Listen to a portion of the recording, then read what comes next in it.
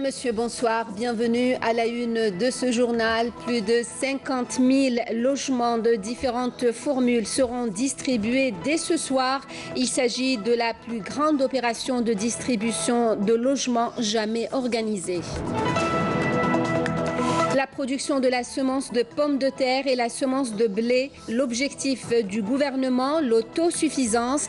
À Al-Harrouch, dans la wilaya de Skikda, des producteurs tentent de relever le défi. La coccinelle, championne de la lutte biologique. À suivre, un reportage sur l'élevage et le lâcher de coccinelles à Draa Ben Khedda, dans la région de Tizi Ouzou.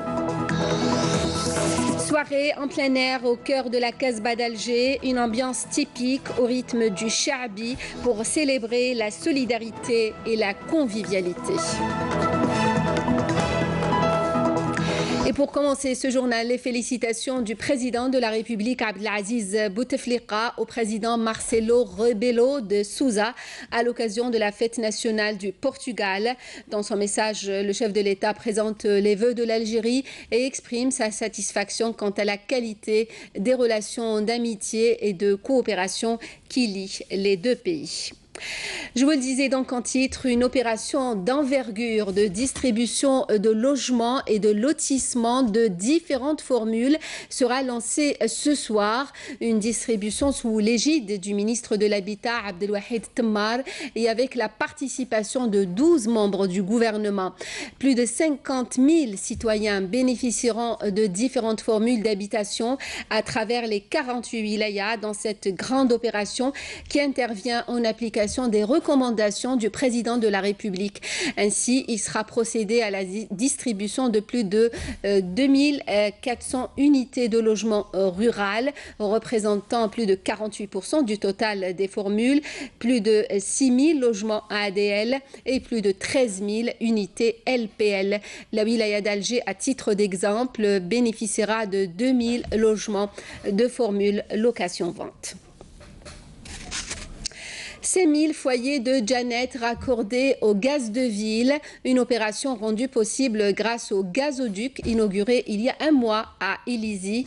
L'introduction du gaz ouvrira également de nouvelles perspectives de développement dans la région, avec notamment la création de zones industrielles. Karim Haïfa. Inauguré il y a à peine un mois en grande pompe par le ministre de l'Intérieur, le terminal arrivé du gazoduc Ilizi Janet assure l'approvisionnement de la wilaya déléguée de Janet en gaz de ville à partir du chef-lieu de la wilaya d'Ilizi sur un linéaire de 370 km, un projet qui a nécessité un investissement de 13 milliards de dinars. Notre travail consiste à entretenir et surveiller tout le réseau entre Ilizi et Janet. Sonelgaz, l'entreprise nationale qui s'occupe de la distribution et de la commercialisation du gaz de ville, a raccordé à ce jour plus de 5000 foyers à son réseau.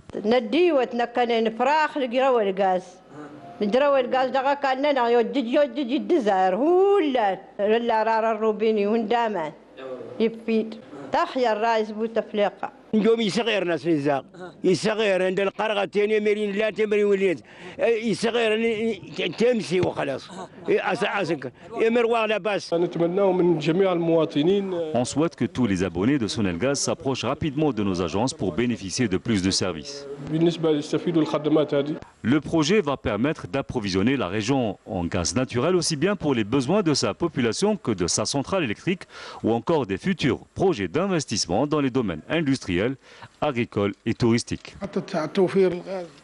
Grâce à ce terminal gazier, on a la possibilité maintenant de créer une zone industrielle au profit de nombreux investisseurs qui veulent s'installer dans la région. Maintenant, avec la disponibilité du gaz naturel, tout devient possible. Localisé dans la zone de Tigenturt, à l'entrée sud de la ville, le terminal gazier qui a déjà permis la création de 1500 emplois alimentera bientôt en gaz de ville la centrale électrique de Janet, fonctionnant jusque-là au gasoil, ainsi que les localités environnantes dont Fadnoun, Borj El Haous, Ifni et Ihrir. En prévision de la saison du Hajj 2018, lancement ce dimanche de l'opération de vente des billets pour les Hajjis algériens au niveau des agences d'Air Algérie. Le premier vol est prévu pour le 25 juillet prochain.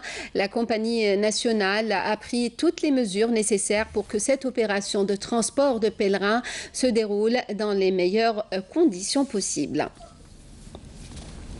Un terroriste qui avait rallié les groupes terroristes en 1994 s'est rendu ce dimanche aux autorités militaires de Jijel, annonce le ministère de la Défense nationale qui souligne qu'en réponse à l'appel de sa femme F. Sarah, qui s'était rendue aux autorités militaires parmi la famille du terroriste F. Salah le 26 avril dernier, le terroriste O. Ferid, dit Abou Moussa, s'est rendu aujourd'hui. Il était en possession d'un pistolet mitrailleur de type Kalachnikov, de 2 chargeurs garnis et d'une paire de jumelles, précise la même source. Le MDN qui annonce aussi l'arrestation hier à Tlemcen de 4 narcotrafiquants et la saisie d'une grande quantité de kif traité, 296 kg précisément. Par ailleurs, des éléments de la gendarmerie nationale ont appréhendé un individu en possession d'un fusil de fabrication artisanale et de 338 cartouches. Contrôle de la qualité et répression des fraudes. La mobilisation est renforcée, notamment en ce mois de Ramadan.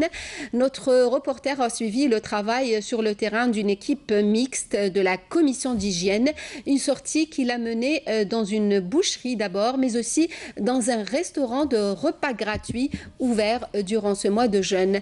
À Al-Harrach, à Alger, le reportage de Lamia Boudbouda. Lekhel Wahiba est docteur vétérinaire.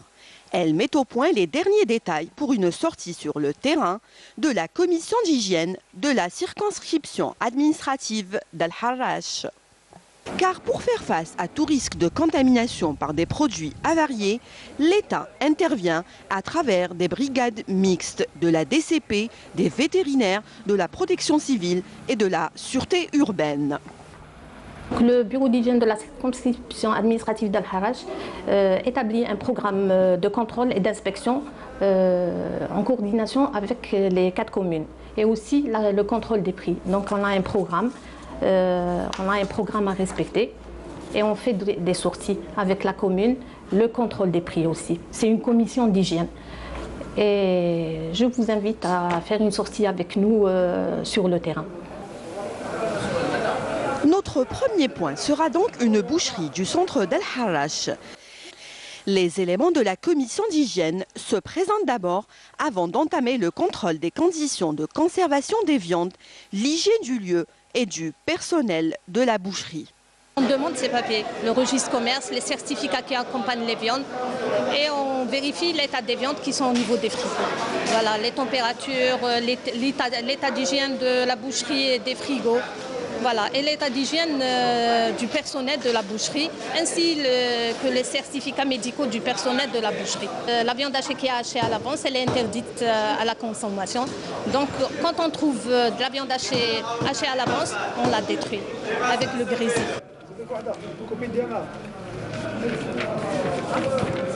Verbalisé pour insuffisance d'hygiène et vente de viande impropre à la consommation, le boucher devra répondre de ses actes dans les jours à venir.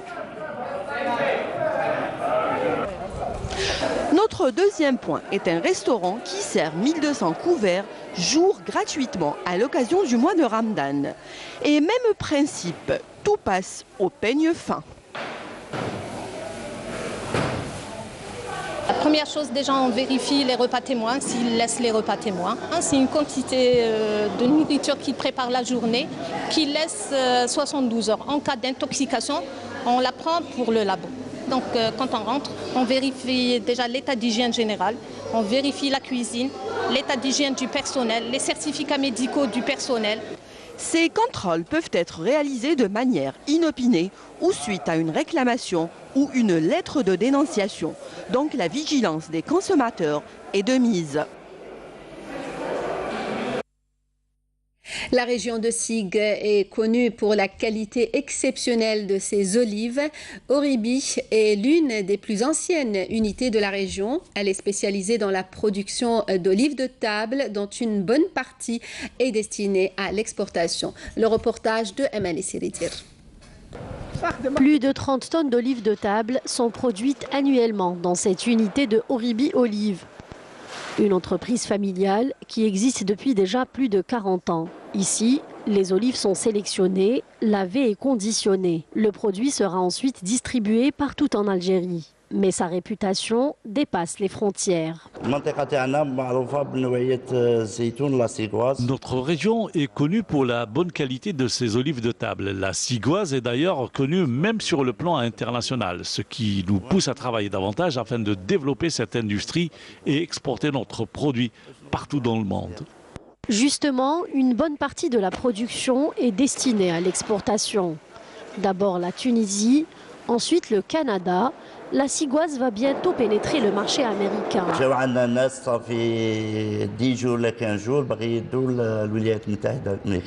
Cela fait quelques jours, nous avons reçu une commande pour exporter notre produit vers les États-Unis.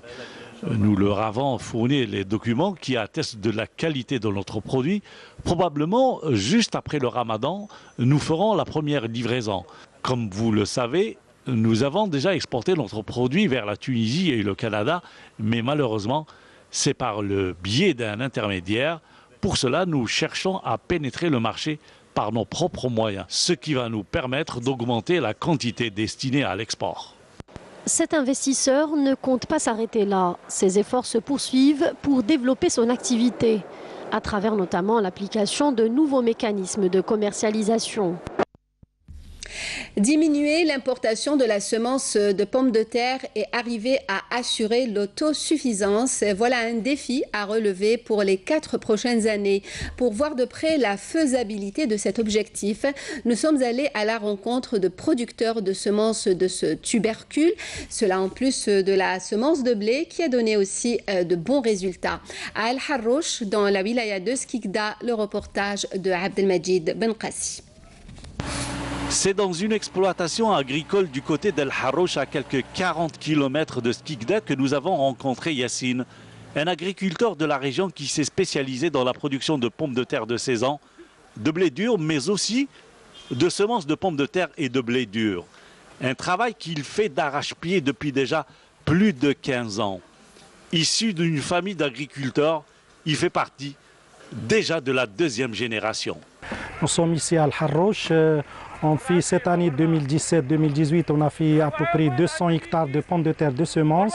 Et cette année, on a une bonne production. C'est après les pluies qui sont tombées bien comme il faut. Nous, à peu près dans les 400 mm, mais cette année, on a dépassé les 700 mm. On a une bonne production.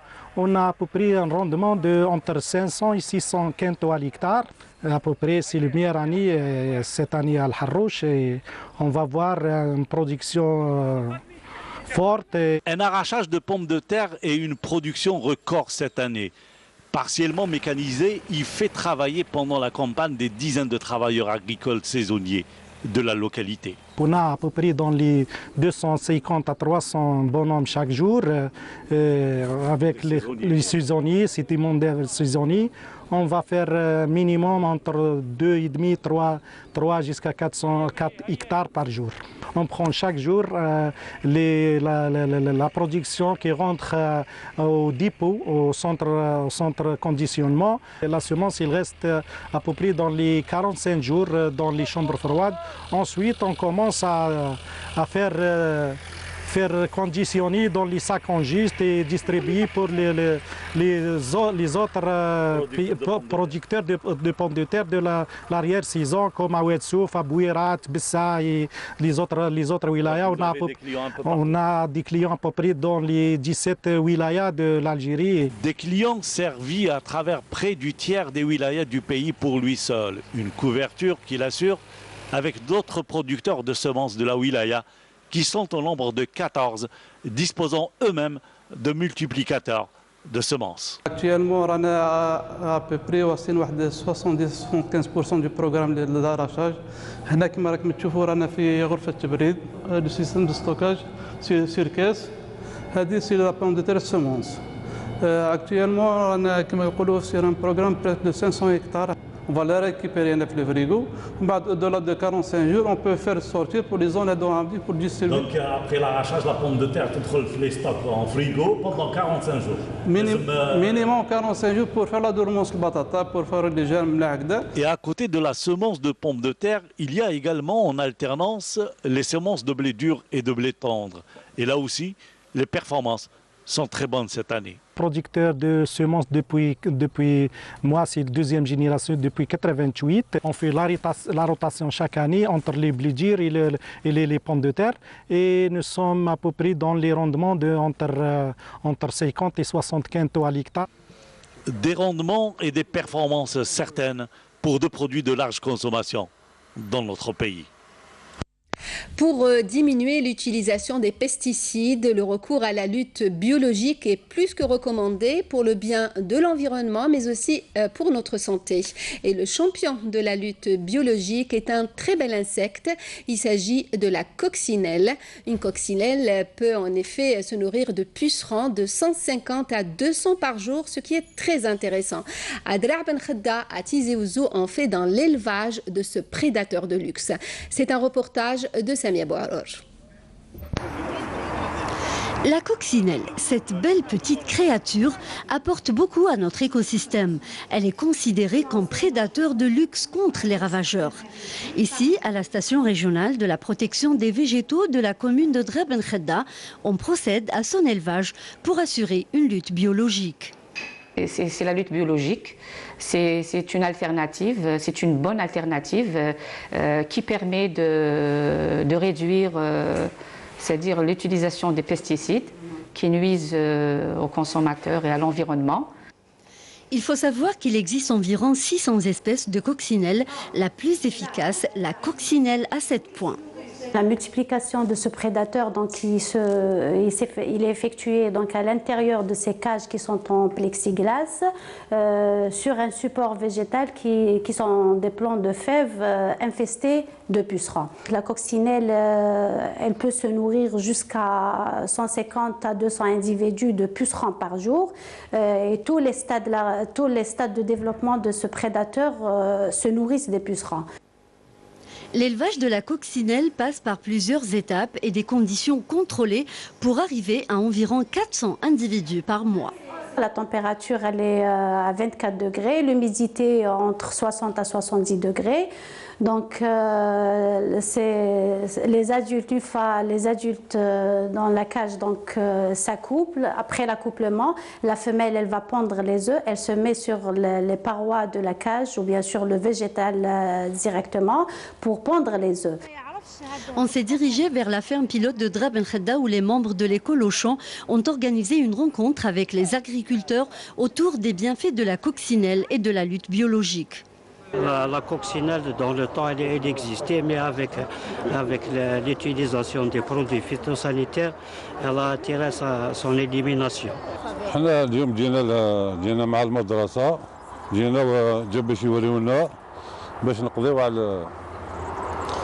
باش نقضيو على البيسرون هذا طابنا الحشره هذه النافعه يقولوا لها داشوقه باش تقضي باش نقضيو على البيسرون هذا كيف نسميوه احنا بالدرجات كيف الفلاحين يقولوا له البوستاف.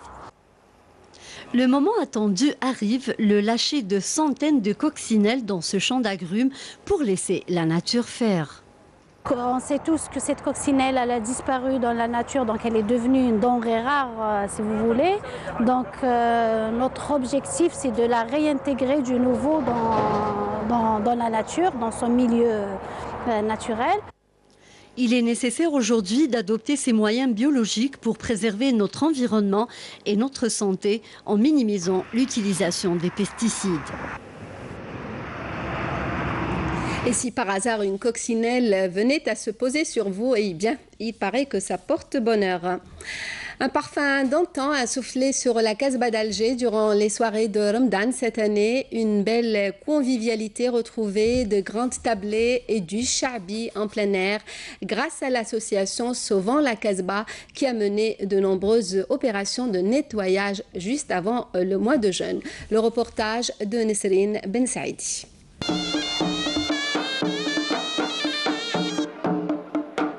Accompagnés de rythme de la Zorna et de chants chabi, sous un ciel étoilé que les familles algéroises se sont donné rendez-vous dans une des ruelles de la Casbah pour revivre les belles soirées d'autrefois. Des soirées ramadanesques où les habitants de la Casbah se retrouvaient autour de chants, danses et contes. Une soirée organisée par l'association Sauvant la Casbah qui ont procédé à une opération de nettoyage avant le mois sacré. On fait des actions de sensibilisation pour les jeunes, pour les femmes de la Casbah, quand on les invite dans ce genre de soirée. Et pour les jeunes, pour leur dire qu'il faut absolument prendre en charge le ramassage des ordures et le nettoyage de vos quartiers. Si vous voulez, le but de cette opération, ce n'est pas simplement les soirées ramadanesques, mais le but est de prendre en charge cette vieille ville qui est en train de mourir. Et on le voit parce que quand on se balade dans la Casbah, on voit qu'il n'y a plus, par exemple, de commerce, il n'y a plus de gens. Une opération de nettoyage qui a duré un mois avant le mois sacré, un objectif que s'est donné un groupe de jeunes bénévoles déterminés à donner un nouveau souffle à ce vieux quartier historique d'Alger. Bon, on a participé pendant un mois avant Ramadan. Alhamdoulilah, جاست بيا نقينا نحينا لي قرافه سقمنا الاحياء تاعنا كاع تاع القصبه جاست بيا وفينيناها بيان سير بان سواري. الحمد لله انا بور موا لا سواري تاعي جاست طريقه بيا. على هذيك انا نحب هكذا نشوف الحفلات راني فرحانه بزاف بالحفله اللي درتوها. Lors de ces soirées, les Casbahis voyagent dans le temps pour retrouver les belles veillées et les ambiances d'antan, des soirées où l'esprit communautaire faisait tant leur fierté.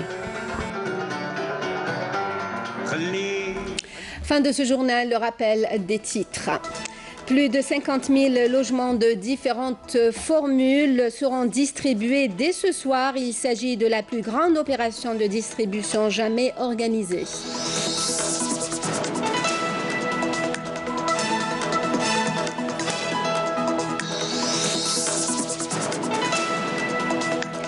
La production de la semence de pommes de terre et la semence de blé, l'objectif du gouvernement, l'autosuffisance. À Al Harrouch, dans la wilaya de Skikdad, des producteurs tentent de relever le défi.